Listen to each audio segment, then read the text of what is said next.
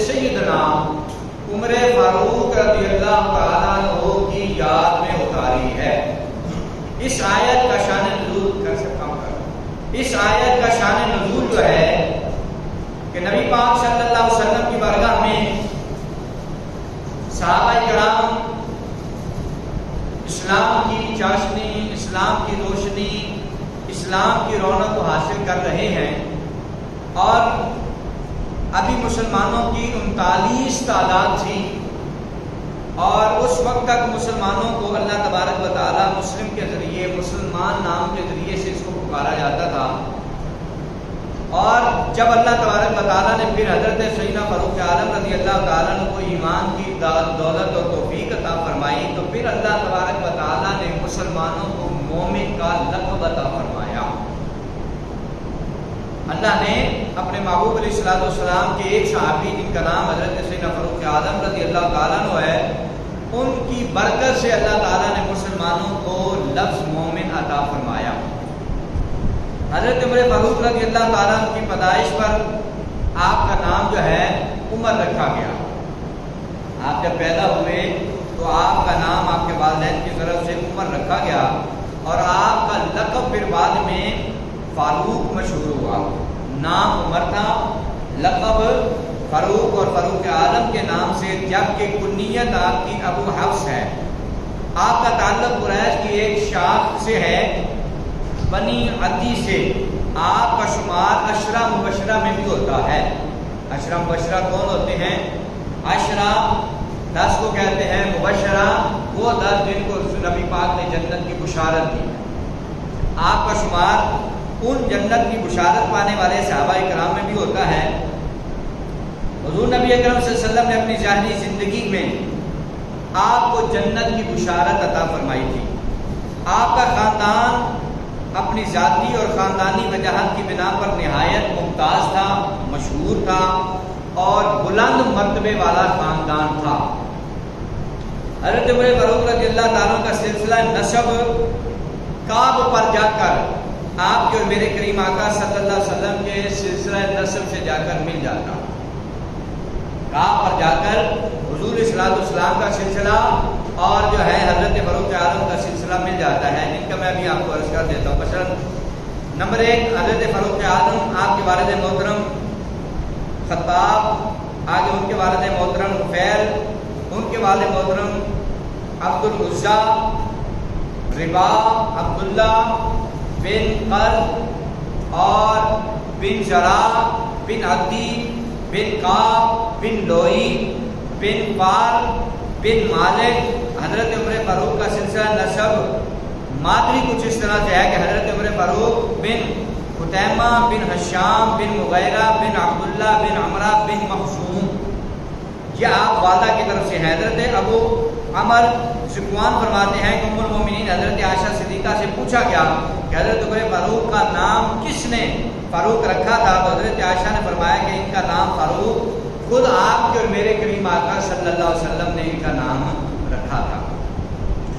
حضرت عمر فاروق کی حیات طیبہ کے متعلق کتب و تاریخ میں بہت سی معلومات ملتی ہیں، جو آپ کے قبول اسلام کے بعد اور آپ کا بچپن کیسا گزرا، نوجوانی میں آپ نے کیسی گزاری، اور آپ کے کام افعال جو ہے کس طرح کے تھے۔ تو اس حوالے سے بہت سی تاریخی کتابیں بہت سی چیزوں کو بیان کرتی ہیں۔ تو لہذا حضرت سیدنا فاروق اعظم رضی اللہ تعالیٰ عنہ رب کائنات نے جو شان، مقام اور مرتبہ عطا فرمایا اسلام کے بعد، آپ اور میرے کریم آقا کے 1.25 لاکھ صحابہ میں سے ایک عمر وہ شان کے مالک ہیں کہ نبی پاک صلی اللہ علیہ وسلم نے فرمایا لا نبی بعدی، حضور نے فرمایا میرے بعد کوئی نبی نہیں ہے۔ اگر سرکار نے فرمایا میرے بعد نبی ہوتا تو 1.25 لاکھ صحابہ میں سے حضور نے عمر کا نام لیا۔ حضور نے فرمایا میرے بعد اگر نبی ہوتا تو وہ عمر ہوتا۔ اللہ کتنی بڑی شان ہے۔ حضور نبی اکرم صلی اللہ علیہ وسلم کی عمر مبارک جب 40 برس ہوئی تو آپ اس عرصہ میں اکثر و بیشتر عبادت کی غرض سے نبی پاک صلی اللہ علیہ وسلم غار حرا میں تشریف لے جاتے تھے اور کئی دن وہاں پر مقیم رہتے تھے اور اللہ تعالیٰ کی عبادت کرتے تھے، مالک کی بارگاہ میں جو ہے وہ دعائیں مانگا کرتے تھے، التجائیں کیا کرتے تھے. اور پھر اللہ عز و جل نے حضرت جبریل امین کو آپ کے پاس وحی دے کر بھیجا کہ جو اقرا سے وحی کا آغاز ہوا.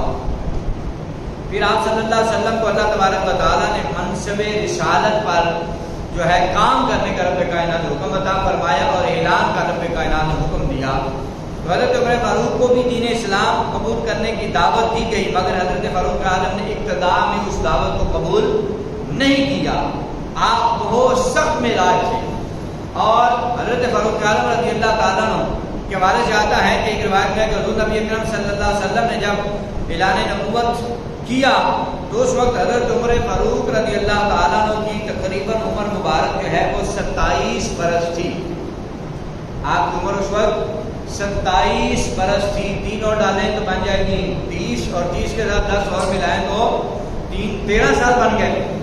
13 سال نبی پاک صلی اللہ علیہ وسلم سے حضرت فاروق اعظم چھوٹے تھے.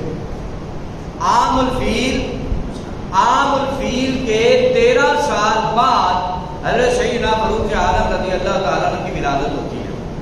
نبی پاک صلی اللہ علیہ وسلم کی ولادت کب ہوئی؟ عام الفیل کے سال میں. عام الفیل کس کو بولتے ہیں؟ کہ جس وقت جو ہے ابرہہ نے کعبۃ اللہ پر حملہ کیا تھا اور ہاتھیوں کے ساتھ بڑے بڑے طاقتور جو ہے ہاتھی اور انسانوں کے ساتھ اس نے حملہ کیا، لیکن اللہ تبارک و تعالیٰ نے اس کو چھوٹے چھوٹے پرندوں سے ابابیل سے علم کرا کیفا، جو پوری سورت فیل ہے اللہ تعالیٰ نے سورت فیل اسی موقع پر اتاری، اور جو ہے چھوٹے چھوٹے جانوروں سے اللہ تعالیٰ نے بڑے بڑے ہاتھیوں کو بنا. اس واقعہ کے سال میں حضور پیدا ہو رہے ہیں، اور اس واقعہ کے 13 سال بعد حضرت سیدنا عمر فاروق رضی اللہ تعالیٰ عنہ آپ اس کائنات میں تشریف لاتے ہیں. تو جب سرکار نے اعلان نبوت فرمایا، حضور صلی اللہ علیہ وسلم نے لوگوں کو جب اللہ کی طرف بلایا اور اعلان نبوت جو ہے سرکار نے فرمایا، اس وقت حضرت عمر فاروق رضی اللہ تعالیٰ عنہ کی عمر مبارک اس وقت جو ہے 27 برس تھی. حضور صلی اللہ علیہ وسلم نے جب توحید کی دعوت دی تو آپ نے ابتدا میں اس دعوت کو قبول کرنے سے انکار کر دیا. حضور نبی اکرم صلی اللہ علیہ وسلم نے بارگاہ خداوندی میں دعا کی، یا الہی تیری بارگاہ میں التجا کرتا ہوں، یا عمر بن خطاب دے دے یا عمر بن حشام دے دے. حضور نے دعا کیا مانگی؟ یا اللہ عمر بن خطاب دے دے یا عمر بن حشام دے دے. اب حضور نے بیچ میں یا لگا کر دونوں میں سے ایک کو مانگا. تو جب اللہ تبارک و تعالیٰ کی بارگاہ سے مانگا تو رب کائنات نے پھر دعا کو قبول فرمایا. علامہ جلال الدین سیوطی رحمۃ اللہ تعالیٰ علیہ نے لکھا ہے کہ حضرت فاروق اعظم کے حق میں علامہ سیوطی فرماتے ہیں پھر اللہ نے دعا کو قبول فرمایا. حضور نے دونوں میں سے ایک مانگا تھا نا، عمر بن خطاب یا عمر بن حشام. عمر بن حشام کون ہے؟ نام کتابوں میں تو اس طرح سے آیا نا، عمر بن حشام بھائیو ابو جہل کو کہتے ہیں. عمر بن حشام ابو جہل ہے، اور یہ حضرت فاروق اعظم رضی اللہ تعالیٰ عنہ کا ماموں ہے. حضور نے چونکہ رات کو دعا مانگی، اللہ کی بارگاہ میں التجا کی کہ مولا مسلمانوں پر ظلم و ستم کے پہاڑ توڑے جا رہے ہیں، پریشان کیا جا رہا ہے. تو اب پنجابی زبان سے کہیے نا کہ مکے کی سرزمین پہ حضرت عمر اور ابو جہل یہ دو بندے مکے کی سرزمین پہ ڈنڈے سوٹے آ رہے تھے کہ جن کا ڈنڈا چلتا تھا، جن کی بات کو سنا جاتا تھا کہ جو جہاں پر ان میں سے کوئی کھڑا ہو جاتا تو ان کے مقابلے میں کوئی نہیں آتا. تو نبی پاک صلی اللہ علیہ وسلم نے فرمایا کہ اب یہ دو جو ہیں یہ طاقتور ہیں، تو اگر ان دونوں میں سے کوئی ایک بھی اسلام کو مل جاتا ہے تو اللہ تبارک و تعالیٰ جو ہے اسلام کو برکت عطا فرمائے گا، عزت عطا فرمائے گا.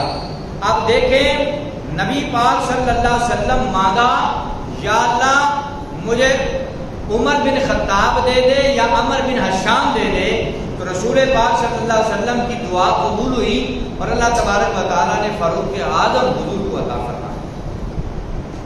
حضرت عمر فاروق رضی اللہ تعالیٰ عنہ ان 40 مردوں میں سے اور 11 عورتوں کے بعد آپ نے اسلام قبول کیا. جیسا میں نے کہا کہ 29 ابھی مسلمان ہوئے تھے. 29 مسلمان ہونے کے بعد رات کو حضور نے دعا مانگی حضرت خباب بن ارت رضی اللہ تعالیٰ عنہ اور نبی پاک صلی اللہ علیہ وسلم کے ایک اور صحابی ہیں، وہ روایت کرتے ہیں کہ جب رسول پاک صلی اللہ علیہ وسلم رات کو دعا مانگ رہے تھے نا، حضرت نعیم رضی اللہ تعالیٰ عنہ بیان فرماتے ہیں، نام یاد آ گیا، کہتے ہیں کہ رات کو جب رسول پاک صلی اللہ علیہ وسلم نے دعا مانگی تو مجھے سمجھ لگ گئی تھی کہ صبح تک یہ کام ہو جانا ہے۔ شاعر کہتا ہے مصطفیٰ دی دعا دا اثر ویکھیا، مصطفیٰ دی دعا دا اثر ویکھیا، سر نوا کے کھلوتا عمر دیکھیا، کہ نبی پاک صلی اللہ علیہ وسلم نے دعا مانگی۔ اب صبح جو ہے ادھر دار الندوہ میں بیٹھ کر کفار مشرکین قریشی جو ہے پلاننگ کر رہے ہیں کہ محمد صلی اللہ علیہ وسلم اور اس کے ساتھیوں کو ختم کیسے کرنا ہے۔ دوسری طرف مصطفیٰ کریم صلی اللہ علیہ وسلم دار ارقم میں بیٹھ کر حضور صلی اللہ علیہ وسلم یہ مشورہ کر رہے ہیں کہ اسلام کی بھاگ دوڑ کو کیسے بڑھانا ہے اور کیسے اس کو جگہ تک لے جانا ہے۔ جہاں رب کو راضی کرنے والے بیٹھے ہیں وہاں رب کو ناراض کرنے والے بیٹھے ہیں، اور دار الندوہ میں وہ پلاننگ کر رہے ہیں کہ اسلام کو ختم کیا جائے، اور دار ارقم میں بیٹھ کر جو ہے یہ مشورہ کیا جا رہا ہے کہ اسلام کو پورا والا ہم دیکھنا چاہتے ہیں اور اس کے لیے محنت کریں۔ آج پتہ آپ کو دار ارقم کے نام سے اسکول بنے ہوئے ہیں، دار ارقم کے نام سے بہت سے اسکول بنے ہوئے ہیں، تو یہ دار ارقم کا نام بڑا اچھا چنا گیا ہے۔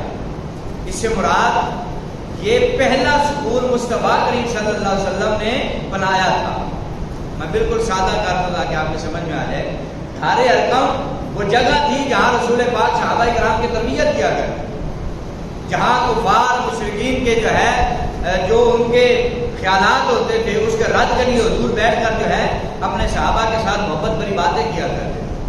یوں سمجھ لیں کہ دار ارقم کی وہ یونیورسٹی، اس کا لیکچرار آپ کر میرے کریم آقا صلی اللہ علیہ وسلم، اور وہاں پڑھنے والے اس دار ارقم میں پڑھانے والے مصطفیٰ تھے، وہاں کے پرنسپل، پوری کائنات کے پرنسپل وہ کریم آقا وہاں پڑھاتے تھے، اور سرکار کے صحابہ وہاں پر بطور طالب علم پڑھا کرتے۔ یہ دار ارقم کی اصل بنیاد ہے، جس نے بھی اس کی بنیاد رکھی اس نے اسلام کا وہ پہلا اسکول دیکھ کر جو ہے اس کا نام دار ارقم رکھا۔ نبی پاک صلی اللہ علیہ وسلم یہاں پلاننگ کر رہے ہیں، دار الندوہ میں بیٹھ کر جناب عمر ابھی کلمہ نہیں تھا پڑھا اور قریشیوں کے ساتھ بیٹھ کے مشورہ کر رہے ہیں۔ جب قریشیوں نے بڑی بڑی باتیں کی، یار یہ پھیل رہے ہیں، اسلام فلاں ہو جائے گا، فلاں ہو جائے گا، ایسا ہو جائے گا، عمر کو بڑا غصہ آیا۔ میں نے آپ کو بتایا نا مکے کی سرزمین پہ ڈنڈے چھوٹے والے، عمر کو جلال آیا، اس نے کہا یار یہ بھی کوئی بات ہے کہ تم وہ 40-39 لوگوں سے گھبرائے ہوئے ہو جس میں عورتیں بھی شامل ہیں؟ کہا یہ تو میرے ایک ہاتھ کی مار بھی نہیں ہے۔ حضرت عمر نے کہا تم پریشان نہ ہو، آپ ان کی میٹنگ جاری تھی، آپ وہاں سے اٹھے، تلوار لی اور وہاں سے نکلے اور کہا کہ میں آج ہی محمد نعوذ باللہ کہا میں آج ختم کر کے آیا، قتل کر کے آیا۔ تم اتنا پریشان ہو کے میٹنگیں کرتے پھر رہے ہو، بنا ہو جائے گا، بنا ہو جائے گا۔ عمر نے کہا یہ تو مسئلہ ہی کوئی نہیں۔ مصطفیٰ کی دعا نے بھی فرمایا کہ نکل کے آنا، مسئلہ نہیں، واقعی کوئی نہیں۔ پھر جب گھر سے نکلے تلوار لے کر، گھر گئے تلوار لی، جب نکلے نبی پاک صلی اللہ علیہ وسلم کو قتل کرنے کے ارادے سے، حضور علیہ الصلوۃ والسلام کو شہید کرنے کے ارادے سے جب نکلتے ہیں تو راستے میں آپ کر میرے کریم آقا صلی اللہ علیہ وسلم کے صحابی حضرت نعیم بن عبداللہ راستے میں ان سے ملاقات ہو گئی۔ یہ ہماری ہم پنجابی زبان میں، اپنی اردو زبان میں یہ لفظ بولتے ہیں، نام بولتے ہیں نعیم، نعیم نام ہوتا ہے نا۔ عربی گرامر کے لحاظ سے یہ درست نہیں، عربی گرامر کے لحاظ سے یہ لفظ جو ہے نعیم بنتا۔ کیا بنتا ہے؟ نعیم اصل میں ہوتا ہے۔ جیسے ہماری زبان میں ہم لفظ حنیف بولتے ہیں، حنیف لفظ نام ہے، تو یہ حنیف نہیں ہوتا، یہ منیب ہوتا ہے، حسین کے وزن پہ۔ کچھ نام عربی انداز میں مشہور ہو گئے تو پھر ان کی تلفظ ادائیگی وہی شروع ہو گئی۔ جیسے حسین ہے تو نعیم بھی اسی وزن پہ نعیم بنتا ہے، حسین کے وزن پر۔ تو حضرت میں نے اس کی وضاحت اس لیے دے دی کہ مطلب اگر کسی کے ذہن میں یہ نہ آئے کہ نام نعیم ہے اور ہم نعیم پڑھ رہے ہیں، تو جو نعیم کہتا ہے وہ غلط ہے، اصل نام نعیم بن عبداللہ ہے۔ تو نبی پاک صلی اللہ علیہ وسلم کے صحابی سے ملاقات ہو گئی تو پوچھا بھئی کہاں جا رہے ہو؟ تو نعیم بن عبداللہ سے کہنے لگے کہ میں آج ہمارے نبی محمد کا خاتمہ کرنے جا رہا ہوں، بات ہی ختم ہو جائے گی، کس سے ختم ہو جائے گا۔ تو اس وقت سرکار کے صحابی مسکرائے اور آپ نے مسکرا کر آپ نے کہا تو چلا مصطفیٰ کو ختم کرنے، تجھے نہیں پتا اسلام کا چراغ تو تیرے گھر میں بھی جل گیا ہے۔ وہ کہنے لگا کیا کہنے کا مقصد ہے؟ کہا تیری بہن فاطمہ نے اور تیرے بہنوئی نے نبی پاک صلی اللہ علیہ وسلم کا کلمہ پڑھ کر مسلمان ہو، تو دور کی باتیں کرتا ہے، مصطفیٰ کا دین تو تیرے گھر میں بھی آ پڑا ہے۔ اور وہ اب جلال میں آئے اور جلال میں آ کر نبی پاک صلی اللہ علیہ وسلم کی بارگاہ میں جانے کی بجائے اپنے بہنوئی حضرت سعید بن زید اور جناب حضرت فاطمہ کی طرف آ گئے۔ کہا کہ پہلے پھر اپنے گھر سے ہو کر جاتا ہوں۔ اور جب حضرت فاروق اعظم یہاں پر آئے اسلام سے قبل، اور آپ نے جب دروازے پہ دستک دی، جب دروازے پہ دستک ہوئی تو حضرت فاطمہ فرماتی ہیں، آپ فرماتی ہیں مجھے سمجھ لگ گئی دروازے پہ دستک دینے والا کوئی اور نہیں ہے بلکہ یہ میرا بھائی عمر ہی ہے۔ جب جلال کی دستک ہوئی نا دروازے پر، غالباً کتابوں میں آتا ہے شاید آپ نے اپنی تلوار کے ساتھ ہی دستک دی، تو اس روب اور دبدبے سے بھی پتہ چل گیا کہ میرا بھائی آیا۔ اور ان کو گھر میں سرکار صلی اللہ علیہ وسلم کے صحابی ایک جو ہے وہ پڑھا رہے تھے قرآن، ان کو قرآن کی تعلیم دی جا رہی تھی، اور وہ سارے مل کر بیٹھ کر جو ہے وہ قرآن کی تلاوت کر رہے تھے۔ اور وہ قرآن پاک کی تلاوت کرتے ہوئے ان کی آوازیں گھر کے اندر بلند تھی، حضرت عمر کے کانوں میں بھی آواز گئی۔ آپ نے فوری دروازہ کھلایا، اور دروازہ کھلانے کے بعد آپ نے پہلے جو ہے اپنے بہنوئی سعید بن زید کے چہرے پہ تماچا مارا، وہ زمین پہ جا کے گرے، اور بہن جو ہے آگے دوڑی اپنے میاں کو چھڑانے کے لیے، آگے جب بڑھی تو انہوں نے بہن کو بھی تماچا مارا، وہ بھی زمین پر گری، ان کا سر پھٹ گیا۔ اب بہن جلال میں اٹھی اور کہا عمر اگر تیری رگوں میں خطاب کا خون ہے کہ تو اگر خطاب کا بیٹا ہے تو میں بھی خطاب کی بیٹی ہوں، اور تیرے اندر اگر اتنا جلال ہے تو پھر وہی خون میرا بھی ہے، جلال میرے اندر بھی ہے۔ اور اس جلال میں، اس کمال میں تو مصطفیٰ کی محبت بھی شامل ہو چکی ہے، اس میں تو مصطفیٰ کے دین بھی شامل ہو چکا تھا، نبی پاک صلی اللہ علیہ وسلم پر مر مٹنا بھی اس میں شامل ہو چکا تھا۔ اور اس وقت جو ہے جب آپ نے دیکھا کہ یہ بہن تو کبھی سر اٹھا کے بولتی نہیں ہے، یہ بہنوئی تو کبھی آگے سے اس طرح سے بولا ہی نہیں ہے، آج کون سی طاقت ان کے اندر آ گئی ہے کہ بہن نے بھی سر اٹھا لیا، کھڑی ہو گئی ہے، بہنوئی بھی بول رہا ہے۔ اب جب یہ بات سنی نا تو حضرت عمر نے یہ کیفیت دیکھی تو آپ نے فرمایا مجھے بتاؤ، میرے کانوں میں کچھ آواز آئی تھی، تم کچھ پڑھ رہے تھے، وہ مجھے بھی سناؤ، کون سی وہ شے ہے جس نے تمہیں طاقتور بنا دیا، اتنا جرأت والا بنا دیا، اتنا غیرت والا، بتاؤ تو صحیح۔ تو اس وقت ہے انہوں نے اس وقت حضرت سیدنا فاروق اعظم رضی اللہ تعالیٰ عنہ کے سامنے قرآن پاک جب لایا گیا تو وہ پکڑنے لگے، تو اس وقت بہن نے کہا لا یمسہ الا المطہرون، آپ نے فرمایا اس کو ہاتھ نہ لگاؤ، اس کو ناپاک لوگ ہاتھ نہیں لگاتے، اسے چھونے کے لیے پاک ہونا پڑتا ہے۔ کہا اچھا، فاروق اعظم نے غسل کیا، وضو ہوئے، پاک صاف ہوئے، پھر آپ نے قرآن کو پکڑنے دیا، اور پھر جو ہے آپ کے سامنے جو ہے سورہ طٰہٰ کی تلاوت کی گئی، طٰہٰ ما انزلنا علیک القرآن لتشقیٰ۔ پھر آگے جب اس آیت پر پہنچے اننی انا اللہ لا الہ الا انا فاعبدنی واقم الصلاۃ لذکری، کہ بلا شبہ میں ہی اللہ ہوں تمہارا، میرے سوا کوئی دوسرا معبود نہیں ہے، اسی کے لیے عبادت کرنی ہے اور اسی کی بارگاہ میں جھک کر اس مالک کی نماز ادا کرنی ہے۔ اب جب حضرت فاروق اعظم فرماتے ہیں جب یہ سنا، راوی کہتا ہے فاروق اعظم کی قرآن کی آیتیں سن کر آنکھوں میں آنسو جاری ہو گئے، آپ زاروں قطار رونے لگ گئے، اور آپ کی آنکھوں میں جاری ہوئے آنسو اور رونے لگ گئے، اور آپ نے فرمایا کیا ہی بھلا یہ کلام ہے، کیا ہی بھلا یہ کلام ہے، کیا ہی اعلیٰ یہ کلام ہے، کیا ہی یہ اچھا یہ کلام ہے، کیا ہی یہ عظمت والا کلام ہے۔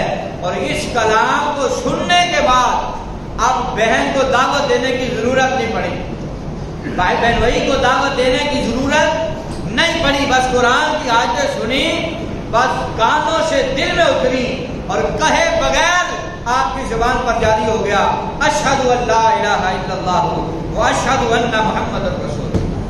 فرمایا لوگوں میں گواہی دیتا ہوں کہ محمد رسول اللہ صلی اللہ علیہ وسلم اللہ تبارک و تعالیٰ کے سچے رسول ہیں۔ حضرت فاروق اعظم رضی اللہ تعالیٰ عنہ اسلام میں داخل ہو گئے۔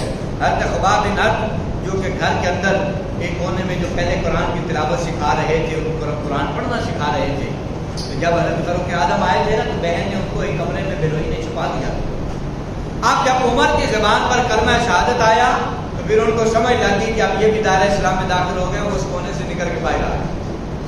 حضرت خباب بن ارد رضی اللہ تعالیٰ عنہ آپ جو ہے گھر کے اندر چھپے ہوئے تھے اور آپ بھی فوراً باہر آ گئے، اور حضرت فاروق اعظم کی زبان پر یہ کلمات سنے تو باہر نکلے اور اللہ تبارک و تعالیٰ کا شکر ادا کیا۔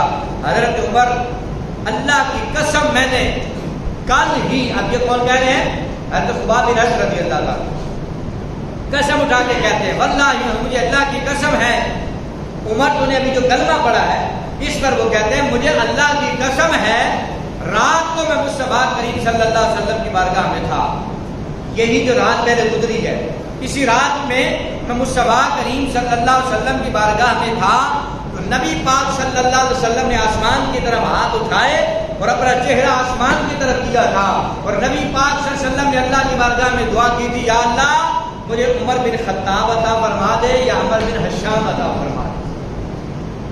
تو عمر اللہ تبارک و تعالیٰ کے محبوب علیہ السلام کی دعا رد لے آئی۔ نبی پاک صلی اللہ علیہ وسلم کے لبوں سے جو لفظ نکل جائیں آپ کی اور میری دعائیں رد نہیں ہوتی تو مصطفیٰ کی دعا کیسے رد ہو سکتی؟ سرکار نے دعا مانگی، اللہ تبارک و تعالیٰ نے حضرت عمر کو جو ہے اسلام عطا فرما دیا۔ اس کے بعد نبی پاک صلی اللہ علیہ وسلم جیسا میں نے آپ کو بتایا کہ سرکار دار ارقم میں موجود تھے۔ اب حضرت خباب بن ارد رضی اللہ تعالیٰ عنہ، حضرت نعیم بن عبداللہ رضی اللہ تعالیٰ عنہ، حضرت سعید بن زید رضی اللہ تعالیٰ عنہ، یہ سارے اب مل کر رسول پاک صلی اللہ علیہ وسلم کی بارگاہ میں حضرت عمر کو لے کے جا رہے ہیں۔ بعض باتوں میں آتا ہے کہ عمر کا بڑا روح تھا نا، بڑا جلال تھا، تو آپ نے کہا عاجزی کرتے ہوئے کہا کہ میری پگ میرا امامہ یہ جو ہے میرے گلے میں ڈال دو اور غلام بنا کر مجھے مصطفیٰ کریم صلی اللہ علیہ وسلم کو مارا۔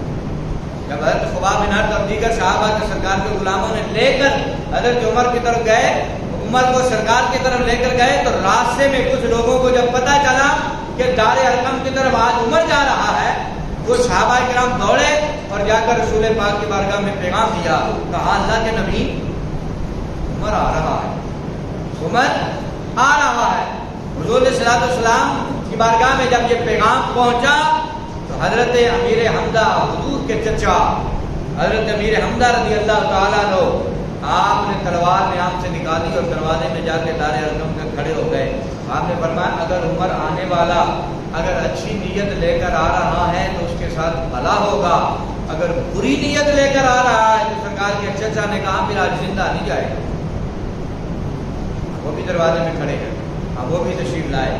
تو جب سرکار صلی اللہ علیہ وسلم کی بارگاہ میں حضرت فاروق اعظم آئے تو آپ چونکہ عاجزی کے ساتھ آ رہے تھے، کلمہ پڑھ چکے تھے، حضور کی غلامی کے لیے آ رہے تھے، تو سرکار صلی اللہ علیہ وسلم کی بارگاہ میں جب پیش کیا گیا تو حضور نے فرمایا عمر بتا کیا چاہتا ہے؟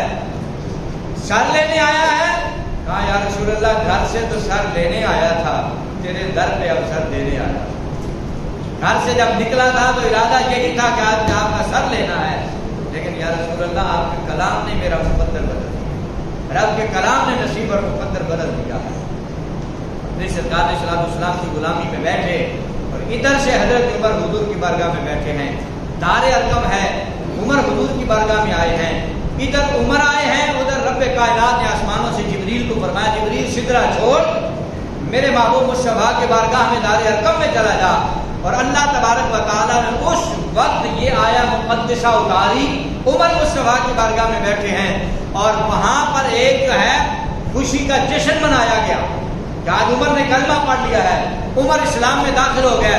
فقط جو ہے دار ارقم میں بیٹھ کر خوشی کا اظہار نہیں کیا، رب کے فرشتوں نے بھی خوشی کا اظہار کیا، آسمانوں پر بھی خوشیاں منائی گئی ہیں کہ عمر اسلام میں داخل ہو گیا۔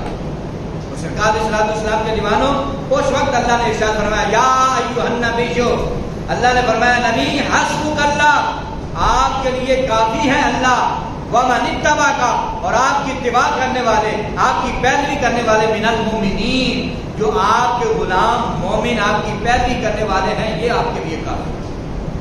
اب ایمانداری سے بتاؤ اہل سنت کا عقیدہ یہاں سے کتنا خوبصورت ثابت ہوتا ہے. اللہ نے فرمایا یا ایھا النبی حسبک اللہ, اللہ نے فرمایا محبوب 39 جب مسلمان تھے کیا اس وقت حسبک اللہ نہیں تھا؟ حسبک اللہ کا مطلب ہے تمہارے لیے رب کافی ہے. عمر کے اسلام لانے سے پہلے کیا رب کافی نہیں تھا؟ بولیے تو صحیح, تھوڑی تھوڑی بات کو سمجھا بھی کریں. اور بھائی عمر اسلام نہ بھی لایا تھا تو اللہ اپنے محبوب اور اس کے 39 صحابہ کے لیے اللہ کافی تھا یا نہیں؟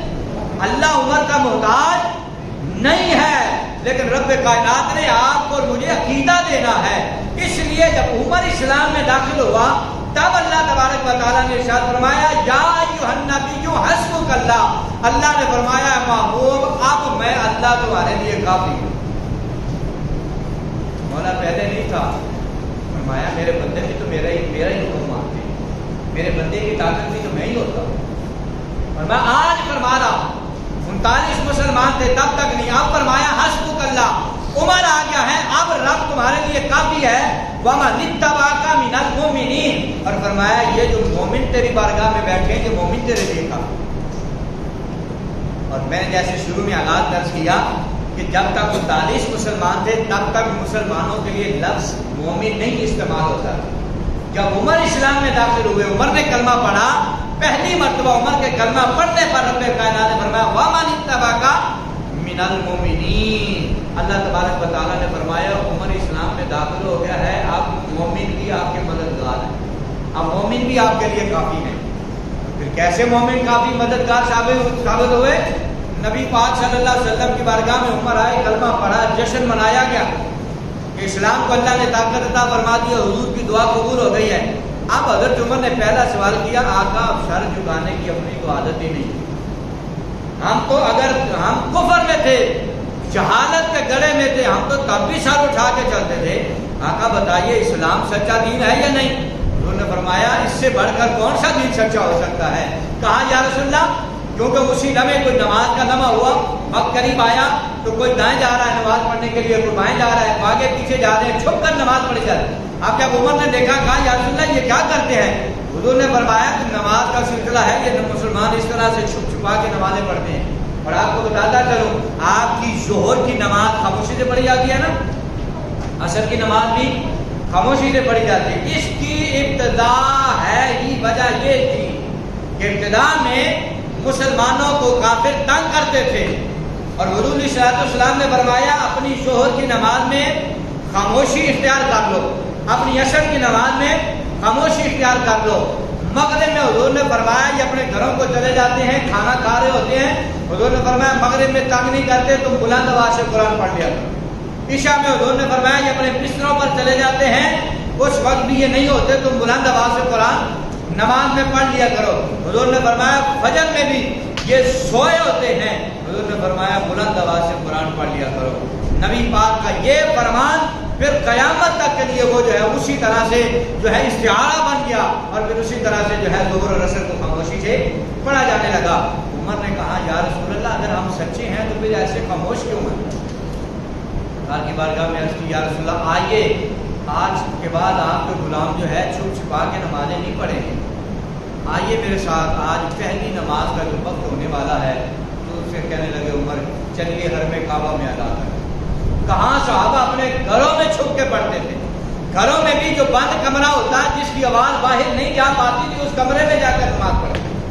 جس طرح سے عورت کے لیے اب حکم ہے, اب اس طرح سے وہ چھپ کر نماز پڑھتے تھے. تو عمر نے کہا گلی محلہ چھوڑو, شیر حرم میں جا کر نماز پڑھتے ہیں.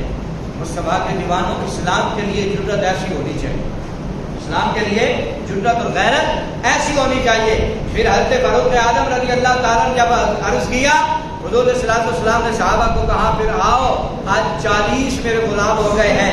دائیں طرف حضرت ابوبکر صدیق حضور کے آئے, بائیں طرف جو ہے حضرت عثمان غنی رضی اللہ تعالیٰ عنہ آئے, اور حضرت امیر حمزہ رضی اللہ تعالیٰ عنہ تشریف لائے. حضرت امیر حمزہ بائیں طرف آئے, اور پھر جو ہے آگے حضرت مولا علی شیر خدا چل رہے تھے. اور حضرت مولا علی سے بھی آگے پورے قافلے کے آگے تلوار ہاتھ میں پکڑی ہے، اور عمر یہ دار ارقم سے قافلہ لے کر کعبۃ اللہ کی طرف جا رہا ہے، حرم شریف کی طرف جا رہا ہے۔ اور پھر لوگ تو چھپ چھپ کے صحابہ نمازیں پڑھتے تھے نا، عمر نے دروازے کھٹکھٹا کے کہا، عمر نے جا کر سب سے بڑا جو اسلام کا دشمن تھا ابو جہل، اس کا دروازہ کھٹکھٹایا، اپنے مامے کا بوا کھڑکایا، اپنے ماموں کا دروازہ کھٹکھٹا کے کہتا ہے مجھے جانتے ہو میں کون ہوں؟ کہا بھانجے تجھے میں نہیں جانتا۔ کہا تو عمر ہے؟ فرمایا اب میں فقط عمر نہیں ہوں، میں اب محمد کا غلام بھی ہوں، اب میں محمد کا غلام بھی ہوں۔ اس کے منہ میں جو اور بول آیا بکا، اور حضرت عمر فاروق آگے آگے جا رہے تھے اور بتاتے جا رہے تھے لوگوں میں محمد کا غلام ہوں، میں نے مصطفیٰ کا کلمہ پڑھ لیا ہے، آؤ میرے سامنے جس نے اپنی بیوی کو بیوہ کرنا ہے، آؤ میرے سامنے جس نے اپنے بچوں کو یتیم کرنا ہے، آؤ میرے سامنے جنہوں نے اپنی ماں کو روتے ہوئے دیکھنا ہے۔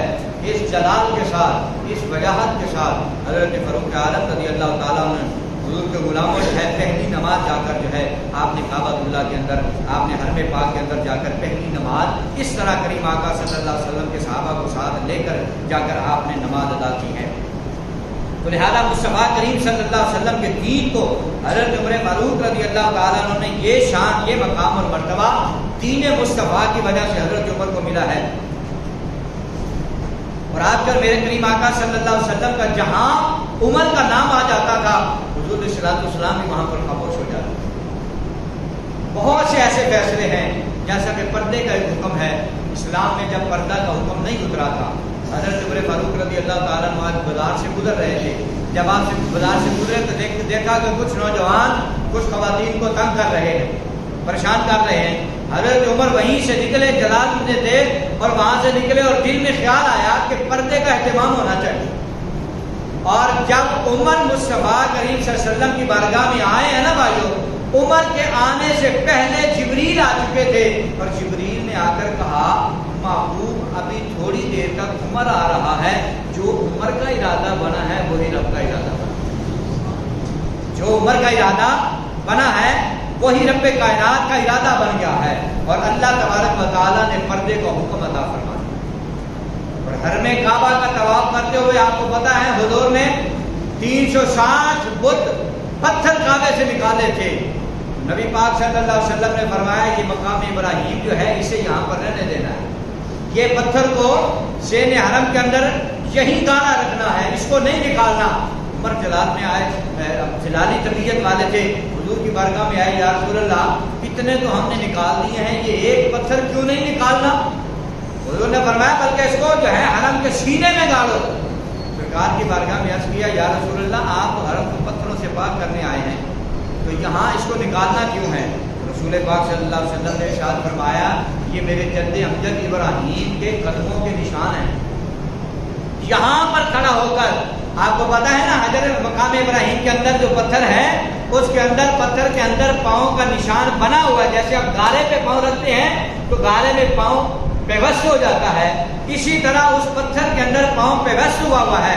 حالانکہ پتھر کا کام پیوست ہونا نہیں ہے، نرم ہونا نہیں ہے، موم ہونا نہیں ہے، لیکن اس پتھر پہ کھڑے ہو کر ابراہیم نے کعبہ تعمیر کرنے کے بعد اس پتھر پہ کھڑے ہو کے رب سے کہا تھا ربنا وابعث فیہم رسولا، مولا میں نے تیرے گھر کو تعمیر کر دیا ہے، اسے ہمیشہ کے لیے آباد کرنے والا مصطفیٰ ہمیں عطا فرما۔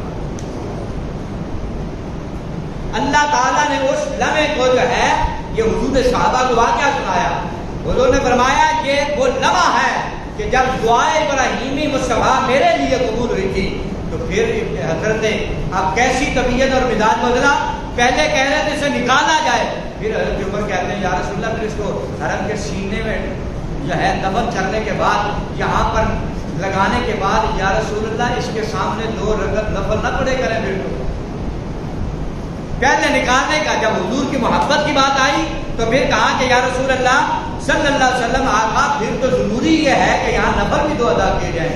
اب حضور سے مشورہ ہو رہا ہے، رب نے فرمایا محبوب اپنے غلاموں کو سبق دے دے، یہ جب بھی اپنے طواف کے چکر پورے کریں اس کے سامنے 2 رکعت نفل ادا کریں۔ یہ حضرت فاروق عالم رضی اللہ تبارک و تعالیٰ کو اللہ تبارک و تعالیٰ نے یہ شان عطا فرمائی ہے۔ کہ اس کی زبان پر حق بولتا ہے۔ مسجد نبوی کی جب تعمیر ہوتی ہے، مسجد نبوی کی تعمیر میں بھی حضرت عمر فاروق رضی اللہ تعالیٰ عنہ نے سرکار صلی اللہ علیہ وسلم کے ساتھ شانہ بشانہ کھڑے ہوئے، اور مسجد نبوی کی تعمیر میں بھی آپ نے جو ہے کئی درم و دینار جو ہے وہ پیش کیے۔ یتیم بچوں کی جگہ تھی، حضور نے فرمایا ہم یتیموں کا حق کھانے نہیں بلکہ ان کا حق دلانے آئے ہیں۔ حضرت ابو ایوب انصاری کے گھر کے باہر جو گراؤنڈ تھا وہ جگہ مسجد نبوی کے لیے حضور نے منتخب فرمائی، اور حضرت عمر فاروق رضی اللہ تعالیٰ نے اس میں بھی جو ہے اپنا حصہ شامل کیا۔ اب چند چیزیں جو میرے ذہن میں تھی، کیونکہ وقت ہمارے پاس بہت کم ہے اور میں اس دفعہ اتنی تیاری کر کے آیا ہوں، اس سے 3-4 جمعے پڑھائے جا سکتے ہیں۔ چند چیزیں محبت والی آپ کے سامنے عرض کرتا ہوں کہ ہم حضرت عمر فاروق رضی اللہ تعالیٰ عنہ کے احسان مند رہے کہ حضرت فاروق اعظم نے اس زمانہ میں کیا کچھ ہمیں عطا فرمایا، اور آج وہ سارا سسٹم آپ غور سے سنیں گے نا، آپ کو سمجھ لگے گی کہ وہ سارا کا سارا نظام انگریز نے سنبھال لیا، انگریز کامیاب ہو گیا اور ہم نے اس سے دامن چھڑایا تو ہم ناکام ہو۔ یہ جتنی چیزیں میں آپ کے سامنے عرض کرنے لگا ہوں نا، یہ اسلام بلکہ حضرت عمر فاروق رضی اللہ تعالیٰ عنہ کی دورہ خلافت سے پہلے کچھ بھی نہیں تھا۔ حضرت عمر کے دورہ خلافت سے پہلے کچھ نہیں تھا۔ اب توجہ طرف باتیں چند، میں باتوں کی طرف نہیں جاؤں گا، صرف نشان اشارہ کرتا جاؤں گا جو انہوں نے صرف فہرست کے اندر صرف نام لکھے ہیں نا، صرف وہ نام فہرست سے آپ کو سنانے ہیں تاکہ آپ کو مجھے سمجھ لگے کہ حضرت فاروق اعظم کے اسلام پر کتنے احسانات ہیں۔ نمبر 1، خلافت کا جتنا بھی نظام ہے، خلافت جسے راشدہ ہم کہتے ہیں، وہ 4 صحابہ، اس کے بعد یہ خلافت اور ملوکیت کے جتنے بھی معاملات ہیں کہ خلافت کیسے چلانی ہے اور بادشاہ کیسے چلانی ہے۔ حضرت عمر فاروق رضی اللہ تعالیٰ نے فرمایا کہ اسلام میں بادشاہت کا نظام درست نہیں ہے، اسلام میں خلافت کا جو نظام ہے یہ درست ہے۔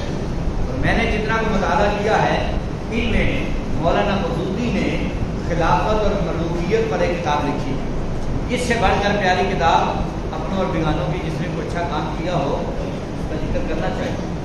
مولانا مودودی جو جماعت اسلامی والے ہیں، مولانا مودودی نے خلافت اور جو ہے ملوکیت پر جو ہے ایک بہت بڑی کتاب لکھی، اور اس میں انہوں نے مطلب اس بات کو ثابت کر دیا کہ بادشاہت کا نظام جو ہے وہ درست نہیں ہے، خلافت کا نظام جو ہے وہ درست نظام ہے۔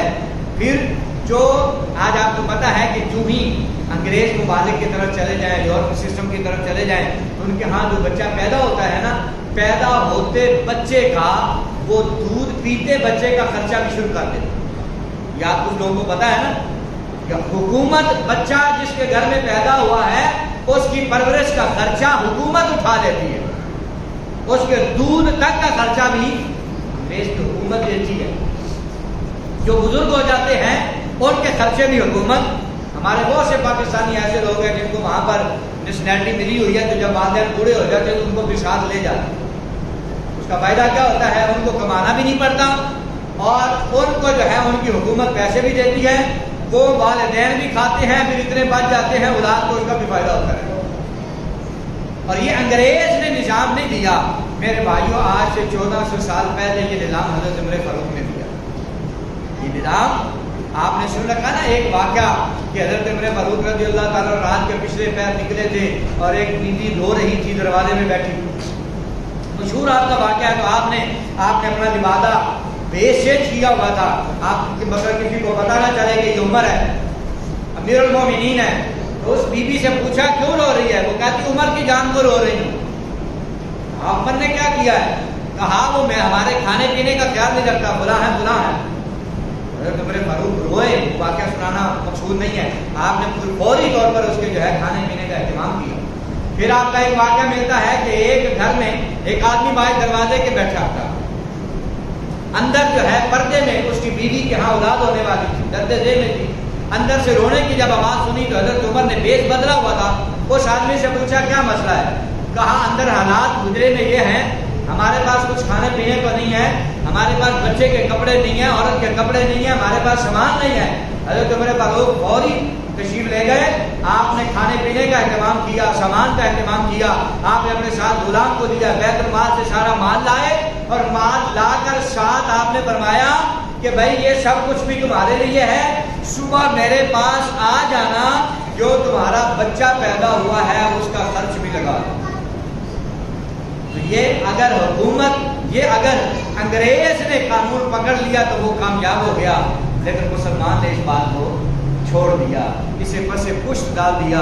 جب پس پشت ڈالے گا تو پھر حضور کی آمد سے پہلے جو جہالت کا زمانہ تھا پھر وہ ہمارے مقدر اور نصیب میں رہے گا۔ آگے چل کر مجلس شورا کا قیام، یہ جو مجلس بنائی جاتی ہے، مجلس شورا جو مشورہ جات کرتے ہیں اور سارے معاملات جتنے بھی ہیں، یہ پہلی مرتبہ مجلس شورا کا اہتمام جو کیا گیا تھا وہ بھی حضرت فاروق اعظم رضی اللہ تعالیٰ عنہ آپ نے فرمایا تھا۔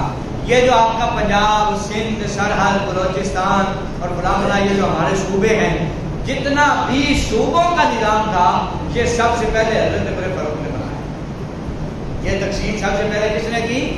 حضرت عمر فاروق رضی اللہ تعالیٰ نے کی۔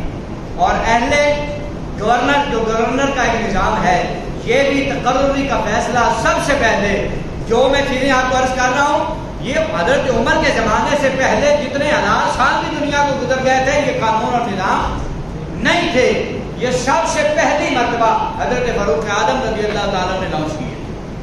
آپ نے گورنری کا نظام جو ہے وہ مقرر کیا، آپ نے گورنروں کا احتساب کا نظام بھی پیش کیا کہ یہ نہیں ہے کہ کوئی بڑی سیٹ پہ بیٹھ گیا ہے، کوئی وزیر مشیر یا گورنر بن گیا ہے تو وہ جو کچھ کرے اس کی مرضی ہے، وہ کھاتا پھرے پیتا پھرے، نہیں۔ فرمایا پھر نیچے وہ لوگ بھی تیار کیے جو ان گورنروں کا بھی حساب لیتے ہیں۔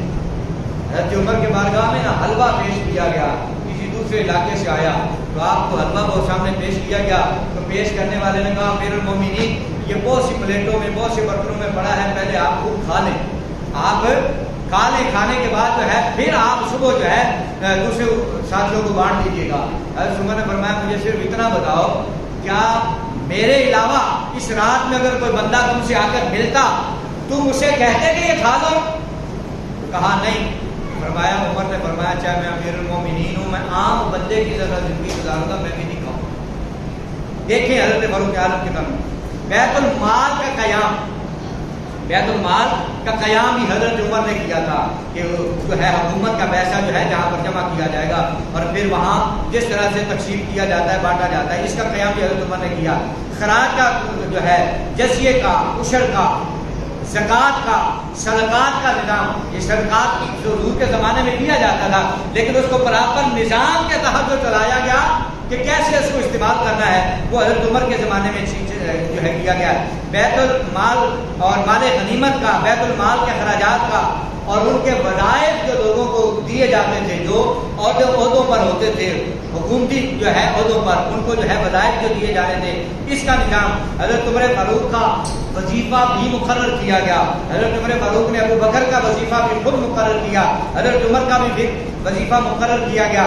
پھر غیر مسلموں کو بھی وظائف دیے گئے، غیر مسلموں کو بھی وظیفے بیت المال سے دیے گئے۔ جو امیر ہوتے تھے ان سے لیتے بھی تو تھے نا، جزیہ ان سے لیا بھی جاتا تھا۔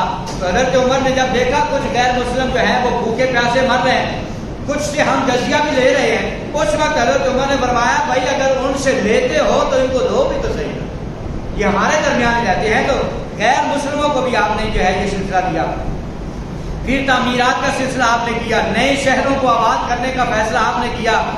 نہری نظام جو آپ کے نہروں کا نظام ہے، دریاؤں کا نظام ہے، یہ نہری نظام کا فیصلہ بھی آپ نے کیا۔ مختلف محکموں کی تعمیرات کا سلسلہ آپ نے کیا، خانہ کعبہ کی تعمیر کا بھی میں بھی آپ نے حصہ لیا، مسجد نبی کی توسیع میں بھی آپ نے حصہ لیا۔ غلے کو محفوظ رکھنے کے لیے جو گودام بنائے جاتے ہیں، آج بھی جائیں نا دیہاتوں میں تو گودام بنے ہوتے ہیں، تو شہروں میں تو بلڈنگوں کی صورت میں بنے ہوتے ہیں، ان کا نظام بھی سب سے پہلے حضرت عمر نے بنایا۔ دریاؤں پر بند جو باندھے جاتے ہیں، نہروں پر جو بند باندھے جاتے ہیں، اس کا نظام بھی حضرت عمر نے دیا۔ مہمان خانے، سرائے جو بنائے جاتے ہیں، سرائے کا نظام بھی سب سے پہلے حضرت عمر نے دیا۔ محکمہ فوج کا قیام بھی سب سے پہلے حضرت عمر نے کیا۔ فوجی نظام بھی حضرت عمر نے دیا تھا۔ انصاف کی فراہمی کے لیے عدلیہ کے قیام کا جو ہے نظام، یہ بھی حضرت عمر نے دیا تھا۔ اور سن ہجری جو آپ کا اور ہمارا جو ہم کہتے ہیں مسلمانوں کا ہے، سن ہجری جو ہے اور جو ہے وہ عیسائیوں سے، حضرت عیسیٰ سے جو ہے جو عیسوی کہا جاتا ہے، ہمارا جو ہے مسلمان جس کو ہجری کہتے ہیں، اس کا آغاز ہی حضرت فاروق اعظم نے کیا. اس کا نظام شمار اس کو تب سے کیا جب حضور نے ہجرت کر کے مدینہ آئے، اس سے لے کر آگے پھر اس نظام کو ہجری کا نظام بھی آپ نے دیا، اشاعت اسلام کا نظام آپ نے دیا، دورہ خلافت میں پیش آنے والے اہم امور جو ہے وہ بھی آپ نے شائع کیے. شاید تم اپنے ایسے کسی ساتھی کو اہم سمجھتے ہو، پھر اس کو ضائع نہ ہونے دینا، یہ بھی حضرت عمر فاروق رضی اللہ تعالیٰ نے دیا. اور خدمت خلق کا جذبہ حضرت فاروق اعظم رضی اللہ تعالیٰ نے اس کائنات کے اندر اس نظام کو پھیلایا. تو ہم حضرت عمر سے محبت کرنے والے ہیں. میں حضرت عمر کی شان میں، آپ کے مقام اور مرتبے میں، جیسا میں نے کہا، میں ایک جمعے پہ 3-4 جمعوں کی تیاری کر کے آیا تھا. وقت ہمارے پاس نہیں ہے. چھوٹی چھوٹی یہ باتیں آپ کو اس لیے بتائی ہیں کہ آپ کو پتہ چلے کہ ہم اللہ اور اس کے رسول کے حقیقی راستے سے ہٹے ہوئے ہیں. ہم فاروق اعظم کا دامن تھام لیں، ان کے نظام کا دامن تھام لیں تو کائنات میں کوئی کمی نہیں ہے. ہم اللہ کی بارگاہ میں دعا کرتے ہیں اللہ تعالیٰ حضرت فاروق اعظم کی پکی سچی محبت عطا فرمائے. واخر دعوانا الحمدللہ رب العالمین.